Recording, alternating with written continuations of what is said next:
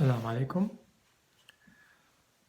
This is a continuation of Surah At-Tawbah, chapter 9. I'll be talking about verse number 3, perhaps maybe 4 or 5, so that we would continue in this Surah At-Tawbah.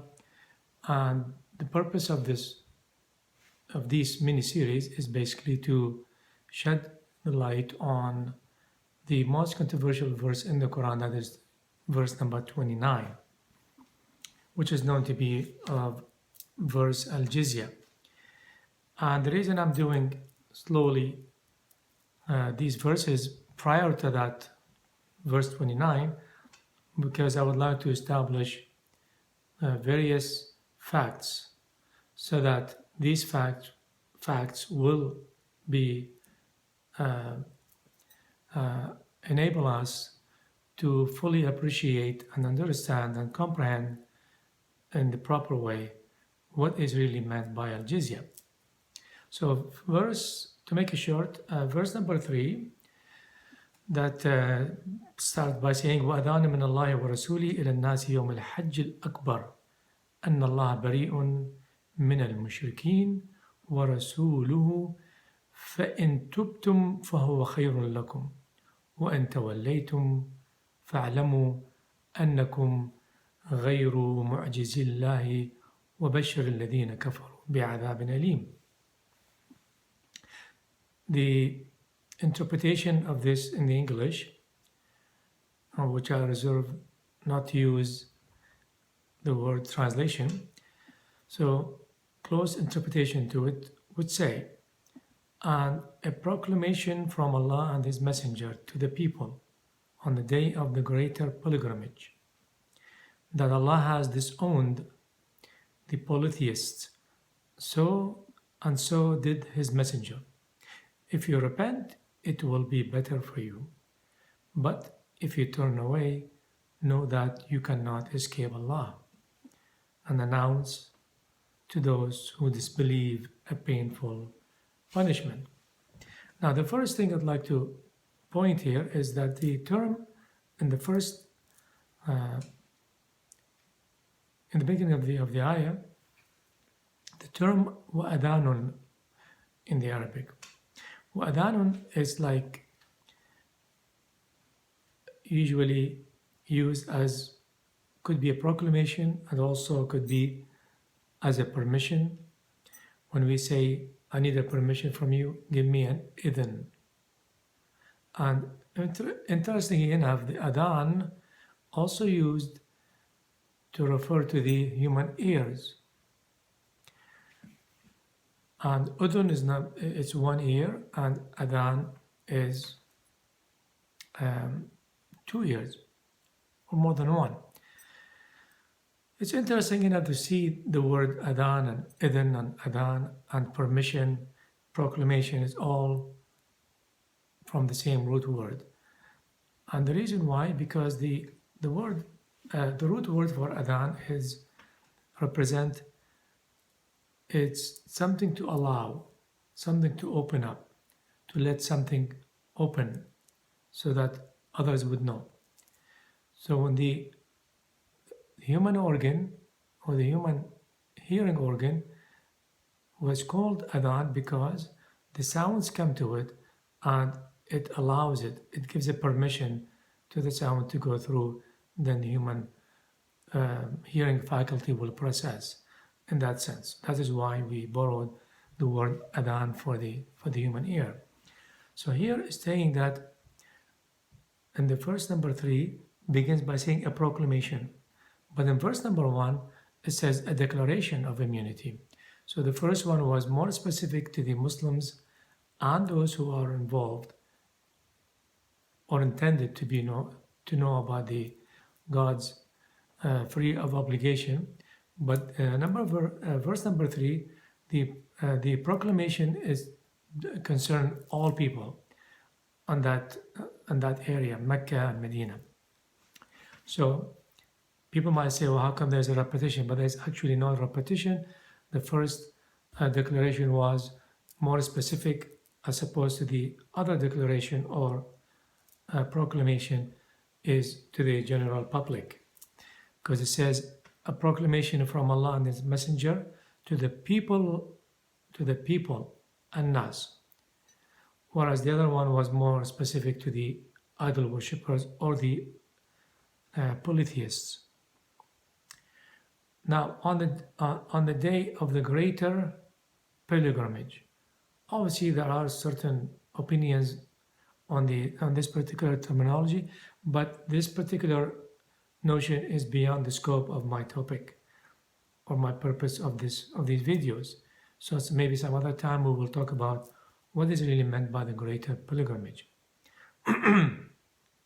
So the verse basically saying that God proclaims that to the people should be aware that God and His Messenger and the believers are free of obligation from any of these treaties, peace treaties, which have been struck with the polytheist at some point, but the polytheist actually initiated the conspiracy and hindering these treaties. So it was known to the people now that there is no more treaties to these polytheists, and the war has begun. Now, if you notice that so far, number 1, 3, 2, 3 always talks about al-mushrikeen, polytheists. Now we will come to know later on that this is a very consistent, always referring to al-mushrikeen. Now, verse number 4, basically it lays down the exception from which that the Muslims are not allowed to attack or to resume war, except for those among the idolaters with whom you had made a treaty and have violated none of its terms. So very clear, nor aided anyone against you. So here it's very clear to us that the events here and the violent engagement between Muslims and non-Muslims, it's really to do with people, a group of people who happen to be an idol worshippers or non-believers, but they are not only non-believers, which is not the reason why Muslims had to engage, but also they have violated the terms of a treaty, and they also aided other enemies of Islam to undermine and to destroy Islam and the message of Islam. But the Quran and God asked the Muslims, you cannot touch those people who are not in violation of their treaty and who have not aided anyone against you. So fulfill your treaty with them to the end of its term. Allah loves the righteous. And asking the Muslims, those whom you have a treaty with them among the idol worshippers, but they have not conspired against you, they have not aided anyone against you, and also they have not broke the treaty. God is telling the Muslims to honor the treaty until its end. And after the treaty is ended, then it all depends on what's going to happen, what would be their conducts and behavior. But as long as the treaty is concerned, in these kind of people, they caused no harm to the Muslims are obliged to honor the treaty until the end of the term. What really tells us this particular provision and commandment to the Muslims, it's the Muslims in this particular surah, they are not asked to engage the non-Muslims based on their faith for reasons of religious differences. Not at all, because it asks the Muslims to keep the treaty with those who are also idol worshippers, but they have not broken the treaty, they have not conspired against the Messenger of God. So this is a clear indication to us, a proof that Muslims are not supposed to engage or fight or commit violence against the idol worshippers or whatever denomination there is. Even the highest of it is really idol worshippers. They're not supposed to engage them or fight them or kill them, as some people may suggest, based on their religious denominations. Not at all.